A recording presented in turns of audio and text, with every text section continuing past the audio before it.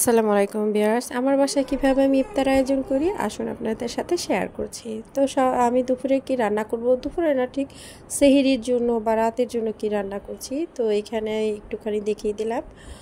আর এখন হচ্ছে ইফতারি কিভাবে রেডি করছি সেটা একটু দেখিয়ে দিচ্ছি।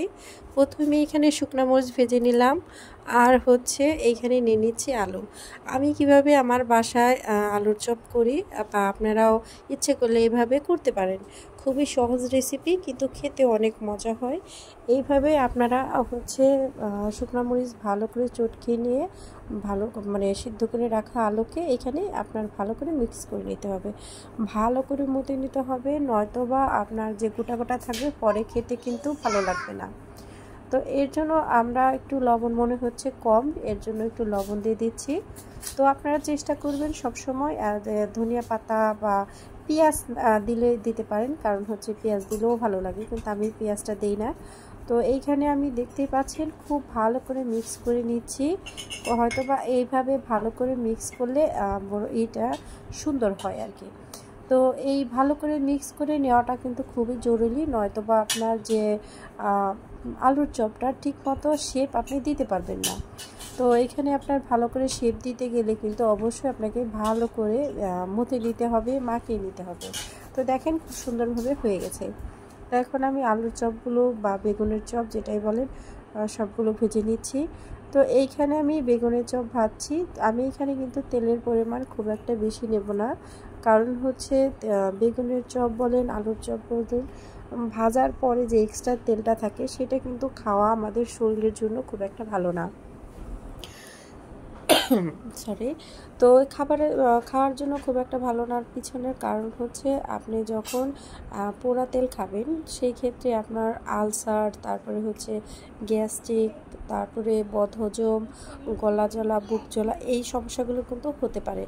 আর এটা আপনার যখনই আপনি একটা তেলকে গরম করে ঠান্ডা হওয়ার পর আবার আপনি ব্যবহার করবেন, সেই তেলটাই কিন্তু পোড়া তেল হয়ে যায়, সেটা কিন্তু আমাদের শরীরের জন্য খুবই খারাপ।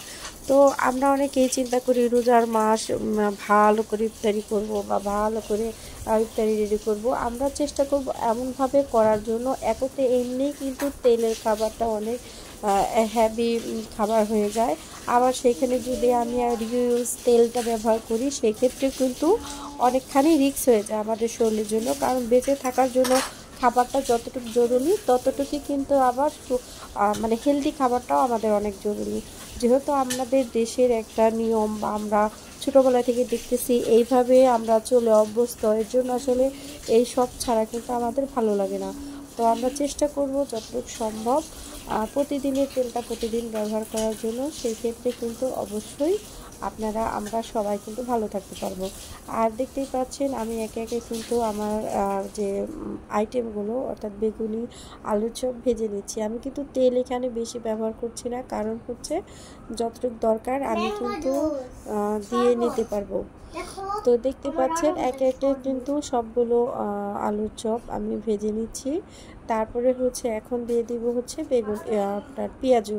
তো পেঁয়াজের জন্য আমি যে বললাম প্রথমে যে তেলের পরিমাণটা আমি ঠিক রেখেছি, কারণ হচ্ছে তেল বেশি ওভার রাখবো না, যেন সেকেন্ড টাইম এটাতে কোনো কাজ না করতে হয়। তো এখানে আমি পেঁয়াজটা ভেজে তারপরে হচ্ছে বুট ছোলাটা রান্না করব। তো এই তেলের মধ্যে বাদবাকি সবগুলো পেঁয়াজই আমি ভেজে নেব। তো এখানে অল্প তেল দেখা গেল, আসলে আমি পেঁয়াজের সাইজ বড় করে দিচ্ছি, এর জন্য কিন্তু দেখতেই পাচ্ছেন মোটামুটি কিন্তু হয়ে যাচ্ছে। তো এইভাবেই সবগুলো পেঁয়াজও আলুর চপ বেগুনের চপ ভেজে নিলাম।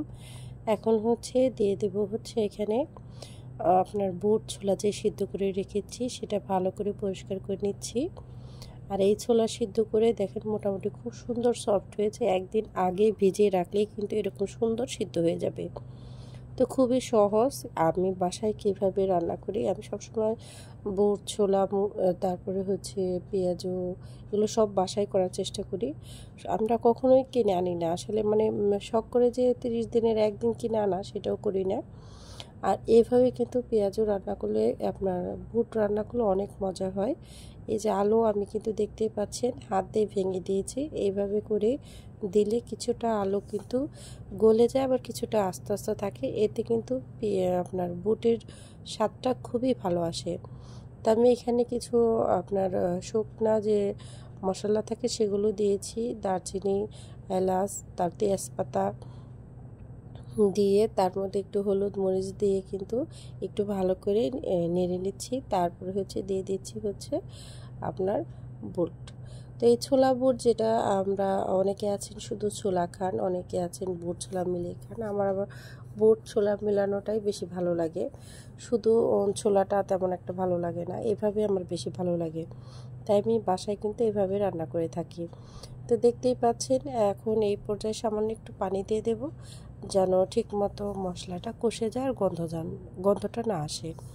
আর শেষে কিন্তু দিয়ে দিচ্ছি হচ্ছে ধনিয়া পাতা, যেহেতু এখনকার সিজনে ধনিয়া পাতা আছে, তো ভবিষ্যতে আমরা যে রোজা পাবো প্রত্যেকবারই কিন্তু ধনিয়া পাতা থাকবে।